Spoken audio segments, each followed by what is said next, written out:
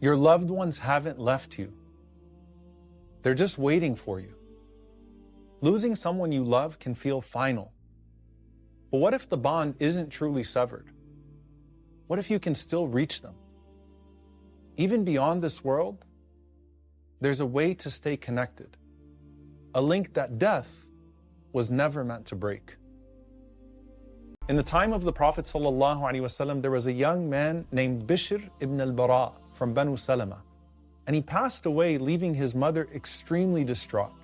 So she comes to the Prophet ﷺ and she says, Ya Rasulullah, those of Banu Salama who continue to die, can I send greetings to my son Bishr with them? And the Prophet ﷺ responded and said, yes, I swear by he in whose hand is my soul, Ya Bishr. The deceased know one another like birds upon a branch. And after that, no one would die from Banu Salama except that Bishr would go try to catch them quickly before they die and would say, Iqra ala Bishrin as-salam. Convey my salam to my son Bishr. I always tell people who lose their loved ones, think of yourselves merely at a station, and your loved one has gone one station ahead. They just don't have phone service, so you can't call them. But they're waiting for you, inshallah. And you do actually still have some form of connection to them. They still celebrate your accomplishments when it reaches them, especially when they're accomplishments of the deen. And yes, they're still wondering who got married. Abu Ayyub radiallahu ta'ala anhu said that when the soul of a believer is taken, the other believers rush to him to say, what happened to so-and-so? What happened to so-and-so? Hal tazawwaja fulan? Did so-and-so get married yet? And they're not just waiting to hear your news there. They're still enjoying your visits here. Al-Fadl ibn Muwaffaq, rahimahullah, who actually was the cousin of Sufyan ibn Uyayna, rahimahullah, he said that when my father died, I became extremely sad. And I used to visit his grave every day, but then as time went on, I started going less frequently. Then one day, I went to sleep after sitting at his grave.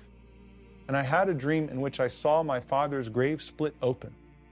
And it appeared as though he was sitting alone in his grave, wrapped in his shroud, showing the signs of the dead.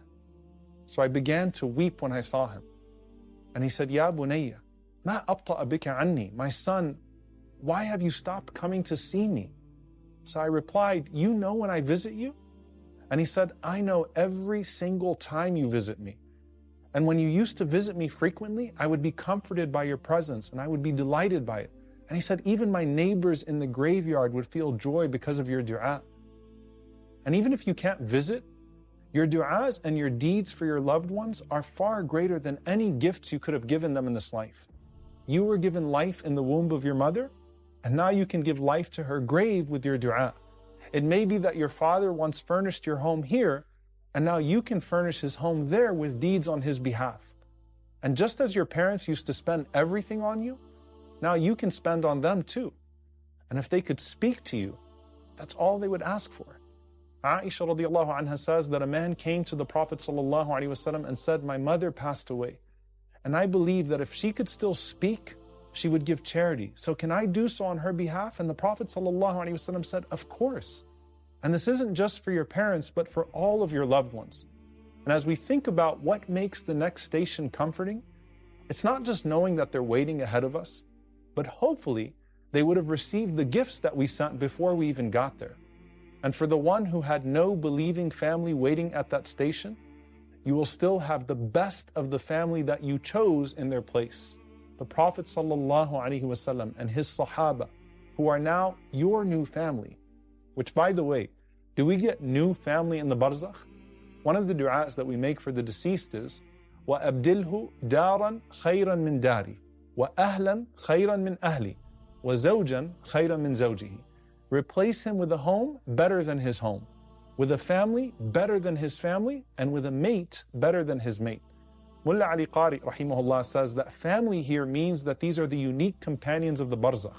Other scholars said that this isn't a replacement of the individuals, but a replacement of any tensions or bad character that remains back in this dunya. So basically, a family reunion without all the family drama that consumes so much of our joy in this life. And other scholars say it's all the old and new family that we expect in our new homes in Jannah bi'idhnillah. In any case, Your relationship with those you love doesn't end with their departure from this world. Every dua, every act of charity, every moment that you dedicate to their memory is a lifeline that transcends the grave. You can still be their light, their support, and their connection to what's coming next. But whether it's your parents, your ancestors, your children and siblings, or your friends, we all look forward to reuniting with those whom we loved in this dunya, even if we didn't get to live with them.